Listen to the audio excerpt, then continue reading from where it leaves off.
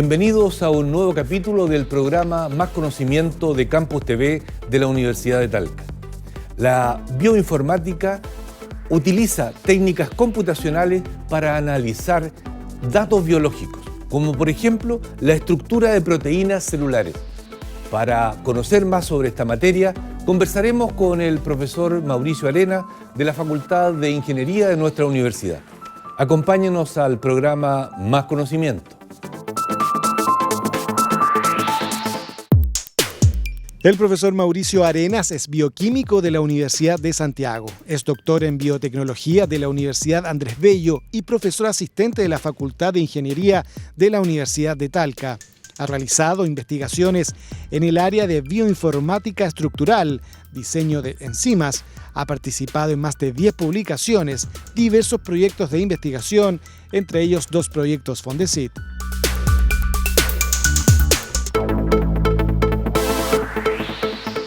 Vamos a conversar con el profesor Mauricio Arenas. Él es profesor de la Facultad de Ingeniería de nuestra universidad.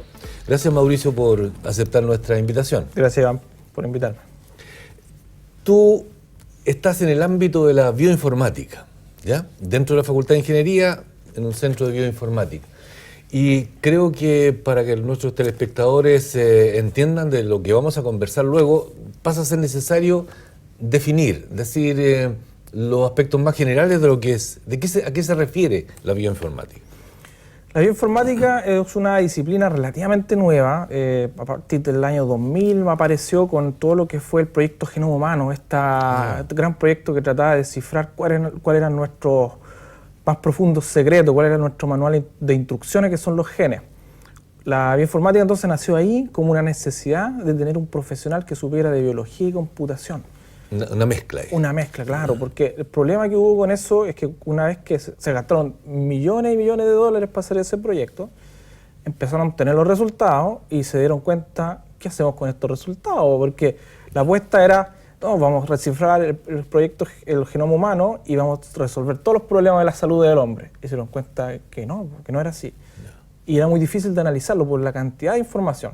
Pensemos que en un libro que eran millones de hojas. Permíteme, Mauricio, como estamos entrando en el genoma humano, sí, y no todo el mundo necesariamente sabe lo que es el genoma humano, el ADN, el ARN, ¿podemos hacer un paréntesis ahí? Claro. ¿Qué es el ADN?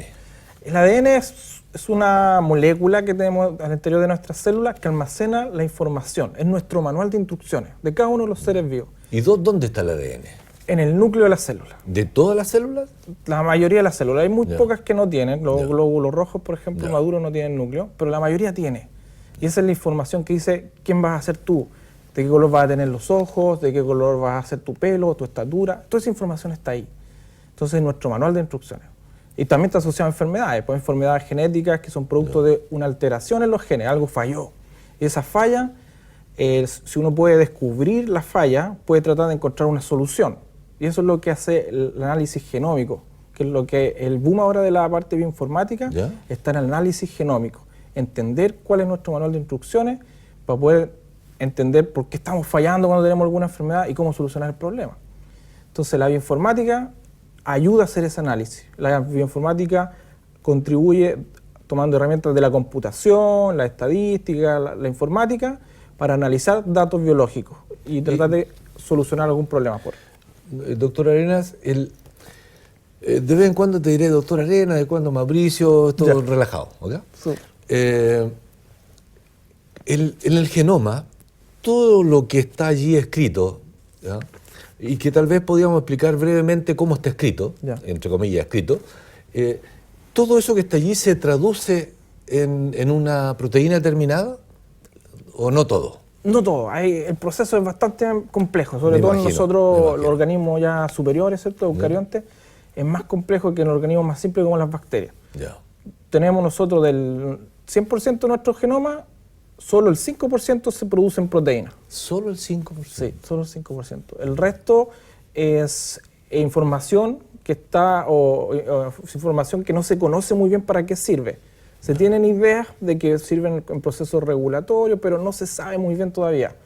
Pero solo el 5%. Pero es un porcentaje muy bajo. Muy pequeño, de todo el material genético. Y es muy grande. O sea, si nosotros en una célula tenemos compacto el DNA muy apretado, muy apretado. Cromosomas. En los cromosomas. Si uno lo estirara, mediría 2 metros. En una célula. Si nosotros pudiéramos tirar... Si sumáramos todos los cromosomas, todo el ADN, o sea, todos los cromosomas, todo el ADN que está en los cromosomas. Exacto. Ya. De una célula mediría 2 metros. 2 metros. Sí. Y si nos sacáramos todo el ADN de nuestras células, podríamos ir a la Luna un par de veces, en longitud. Es mucha información muy comprimida. Entonces, es súper interesante poder estudiarla. Entonces, por eso, cuando se descifró el genoma, dijeron, por fin tenemos esta información, que está anotada en los nucleótidos, que son 4 letritas que arman Cuéntame eso de las letritas, de los nucleótidos. ¿Ya? ¿Cómo es? Los nucleótidos son 4 moléculas, adenina, citosina, timina, guanina principalmente, y esas conforman este manual que es el ADN. O sea, es como el alfabeto. Distintas combinaciones de ellos van dando este manual. Exactamente. Ya. Y esa combinación después se traduce en las proteínas. Ya. Que las proteínas son los que hacen el trabajo, son los efectores. Esa traducción no ocurre en el núcleo, ocurre en el citoplasma. Exactamente, ¿verdad? claro. Ya. Entonces, este ADN que está en la célula súper enrollado, hay unas proteínas que vienen y lo abren, lo leen, básicamente, ya. Lo mandan para afuera del núcleo, a otra máquina, que es el ribosoma, ya. Y ese convierte esa información en proteína. Es como pasar información de un lado a otro. En una célula hay 5 proteínas, muchas proteínas.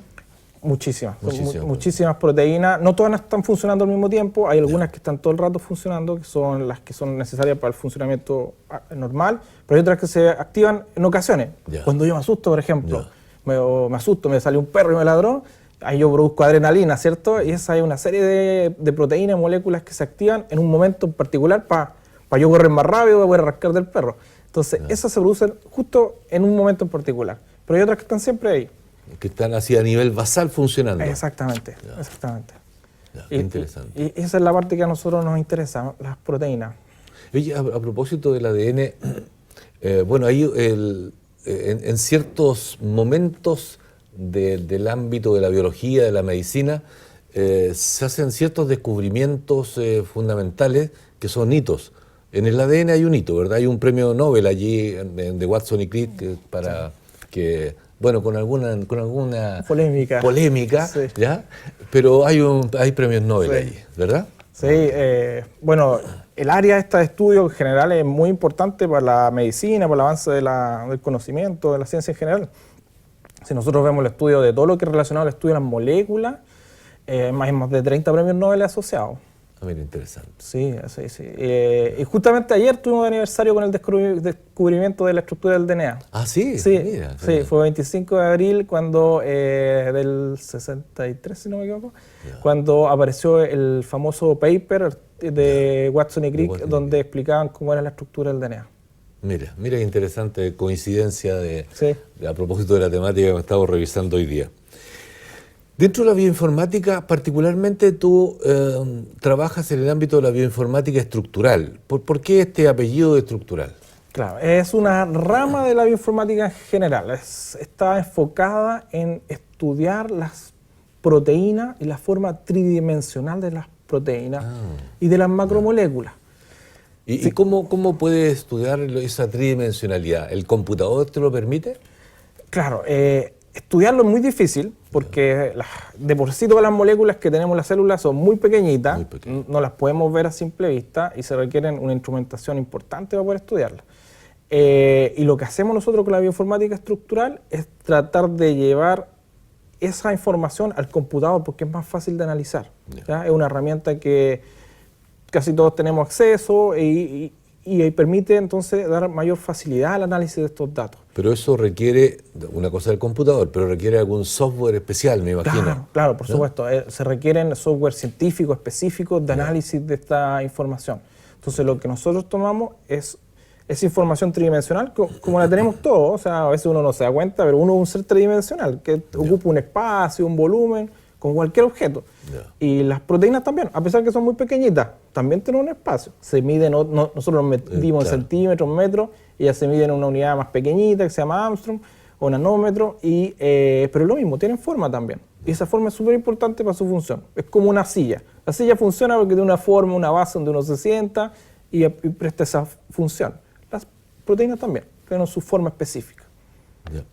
Y a propósito, muy brevemente, a propósito de esto de las formas de las proteínas, y a propósito que hablábamos recién del ADN, que tiene una estructura compacta, y si tú lo estiras, tú decías que llegaba a 2 metros, todo el ADN de una célula.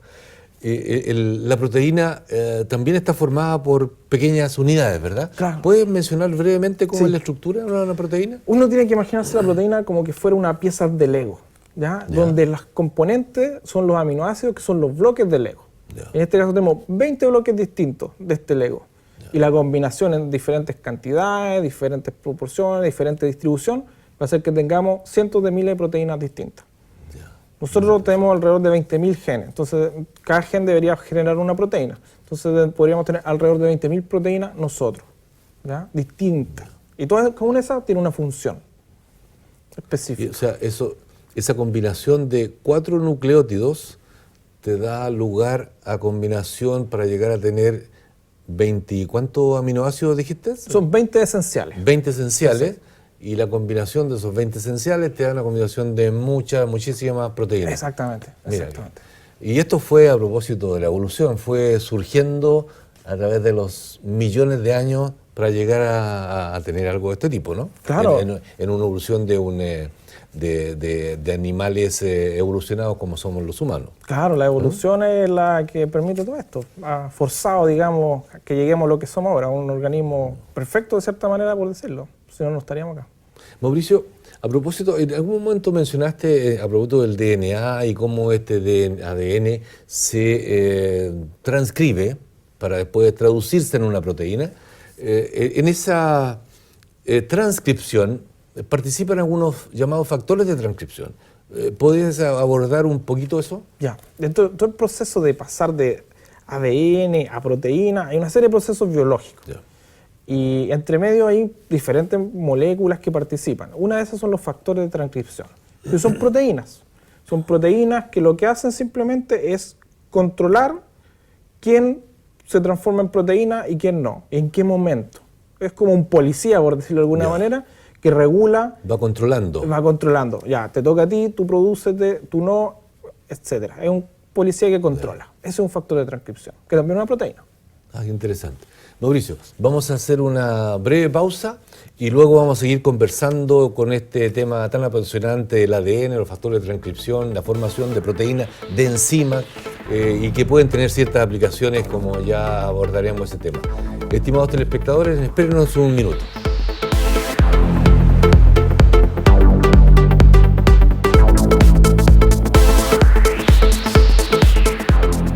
Estamos conversando con el profesor Mauricio Arenas de la Facultad de Ingeniería de nuestra universidad. Él trabaja en el ámbito de la bioinformática. Mauricio, en este ámbito de la bioinformática y particularmente la bioinformática estructural, me gustaría que hiciéramos un zoom y nos acercáramos un poco más a lo que tú específicamente estás investigando a propósito de tu proyecto Fóndese. ¿Cuál es el ámbito más pequeño ahí donde tú estás trabajando? Ya. El área de nosotros está enfocado en el estudio de las proteínas. Ya. La forma de las proteínas, cuáles pueden ser sus aplicaciones biotecnológicas, por ejemplo, y cómo estas proteínas funcionan.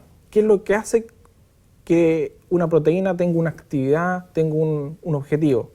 Y cómo ese objetivo lo podemos utilizar de alguna manera para generar ciencia básica o alguna aplicación.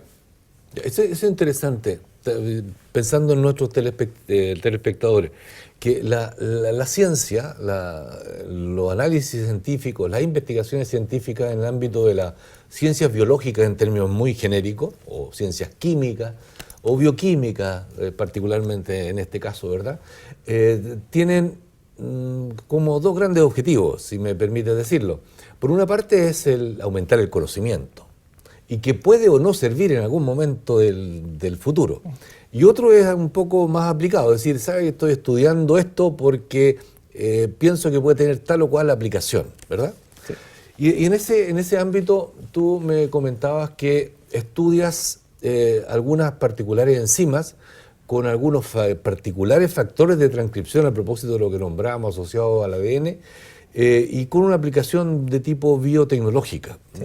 Por favor, abondemos en ese tema. Ya, hemos estado trabajando en dos áreas en este momento. Tenemos dos proyectos Fondesit por una parte y tenemos un proyecto FIC. Y lo que estamos haciendo es estudiar proteínas que puedan tener alguna aplicación en la industria de alimentos, por ejemplo. Ese es un foco. ¿A qué me refiero con esto? Nosotros como región, ¿cierto?, somos uno principal productor de alimentos. Sí, nuestro ámbito agroindustrial es muy importante en la región. Claro, entonces nosotros como universidad y el gobierno regional tratamos de impulsar esa área, ¿cierto?, generando o dándole valor agregado a la producción de alimentos, ¿cierto?, entregándole algo más. Y lo que nosotros tratamos de hacer es potenciar el uso de estas herramientas, de enzimas en particular, que son proteínas, para mejorar procesos de la industria de alimentos. ¿A qué me refiero? En la producción de vino, de cerveza, por ejemplo, a veces hay moléculas que echan a perder un poco el sabor, que lo hacen más astringente, así que y uno usando una proteína puede eliminar eso, lo corta y ya no se produce el efecto. Una proteína particular que tiene la propiedad de cortar, es decir, que entra en el terreno de estas proteínas especiales que son las enzimas. Exactamente. Otro ejemplo conocido, de repente nosotros hemos tomado un jugo de estos de fruta natural, pero abajo tienen como una borra, ¿cierto? Y que es como medio desagradable. Y uno los mueve para tratar de disolver eso en el contexto total. Entonces uno puede usar enzimas que cortan eso. Y así uno tiene un jugo más rico para tomárselo, etc. Entonces estamos trabajando en, por una parte, difundir estas tecnologías para que la gente las conozca y producir enzimas en particular para esas cosas, para esos problemas.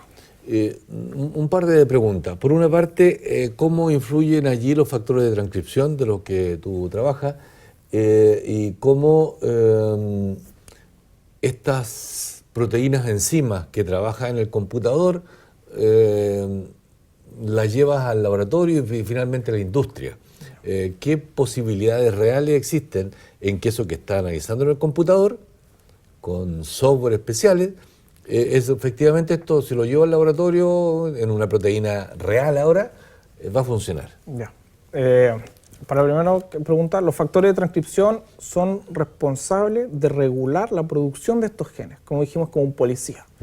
Entonces nosotros estamos estudiando una familia de factores de transcripción que se llama la familia FUR, que se encuentran en bacterias y son muy importantes porque, a diferencia de los factores de transcripción que se conocen normalmente, estos regulan más de 100 genes, o sea, tienen la capacidad de regular más de 100 proteínas y eso es raro. Dice que lo más frecuente es distinto, que regulan menos genes. Claro, generalmente son 3, 10... Este regula 100. 100.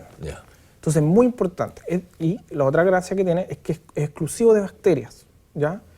Y al ser tan importante, podría ser un blanco terapéutico para diseñar un antibacteriano. Los antibacterianos, que son moléculas que matan a las bacterias, sobre todo uno las consume... Para una infección. Claro, cuando está enfermo, ¿cierto? Cuando tiene una infección. El problema es que hay pocas moléculas que hagan eso. Claro. Y con todo hemos escuchado la resistencia antibacteriana, que hay que tener cuidado con tomar antibióticos, ¿cierto? Y hay que hacerle caso al médico cuando nos dice tomémonos tantos días los antibióticos. Entonces, esta proteína FUR podría ser un blanco para yo diseñar una molécula que sea antibacteriana. Porque como es exclusivo de las bacterias, yo puedo dar, si yo estoy infectado por bacterias, yo le puedo dar una molécula, una pastilla, ¿cierto?, que viene con el remedio, que va a matar a la bacteria porque va a hacer que esta proteína, la FUR, no funcione. Así funcionan los antibióticos. Lo que hacen es hacer que alguna proteína importante de la bacteria se muera y se muere la bacteria.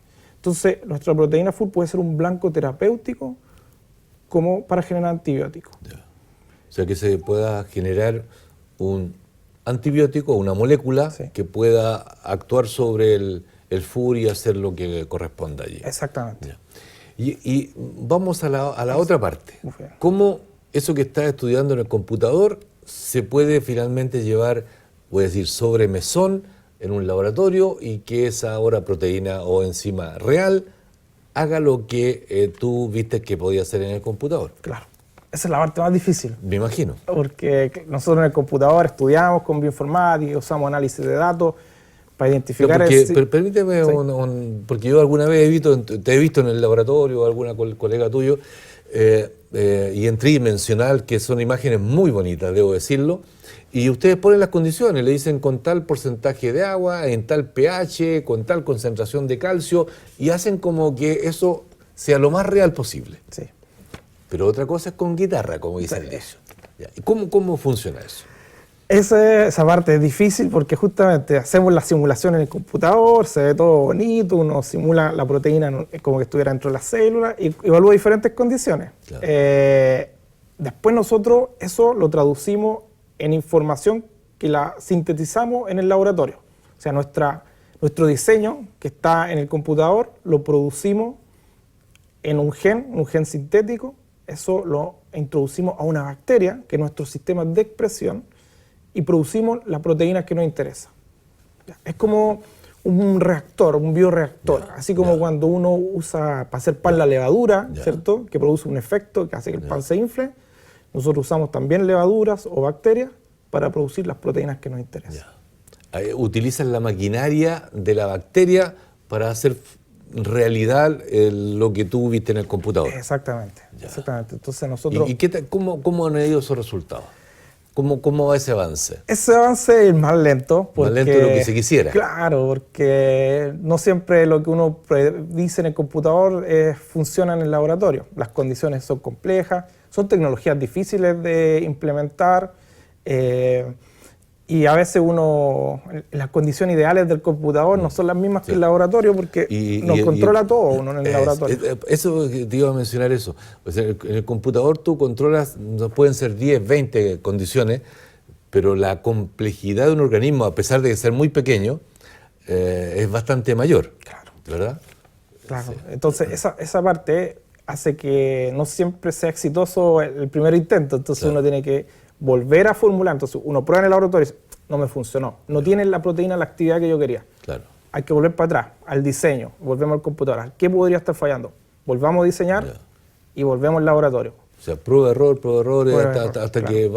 hasta que puede ir saliendo el resultado. Claro, es un diseño racional porque tiene una parte racional de la parte de análisis bioquímico, molecular, pero hay que hacer la prueba. O sea, hay que ir al laboratorio a pipetear y de ahí uno puede sacar un resultado exitoso.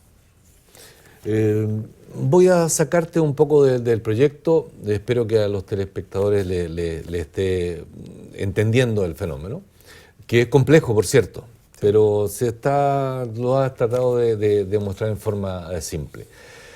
¿Qué importancia, a propósito de las investigaciones, qué importancia le das tú a que los resultados de las investigaciones desde la Universidad de Talca las podamos mostrar al mundo a través de publicaciones científicas? ¿Eso es relevante?